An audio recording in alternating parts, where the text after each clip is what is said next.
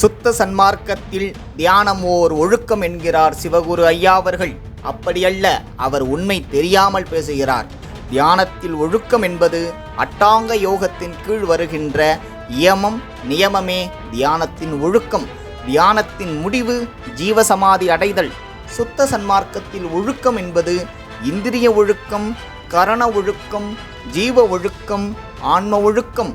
அதிலும் இந்த கரண ஒழுக்கம் எதனால் வரும் என்றால் ஜீவகாருண்யத்தாலேயே வரும். அந்த ஜீவகாருண்யம் அன்பினால் அல்லது மற்ற வகையால் வராது என்கிறார் வள்ளலார். அப்படியென்றால் தியானம் செய்தால் அன்பு வராது என்பது உண்மை. தியானம் என்பது உண்மையில் என்னவென்றால், பிராணாயாமம் செய்து மூச்சை சில அங்குலத்தில் உள்ளே இட்டு வெளியே இழுப்பது. அதன் பின்பு தாரணையில் ஒவ்வொரு சக்கரங்களில் மனதை குவிப்பது. இதையே 12 ஆண்டுகள் நீண்டு குவித்தால் அது தியானமாக மாறிவிடும். பின்பு தியானம் கைகூடிவிடும். தியானம் கைகூடிவிட்டால் சமாதி நிலை கைகூடிவிடும். ஆனால் சுத்த சன்மார்க்கத்திற்கு இது போன்ற தியானம் சமாதி போன்றவை பொருந்தாது.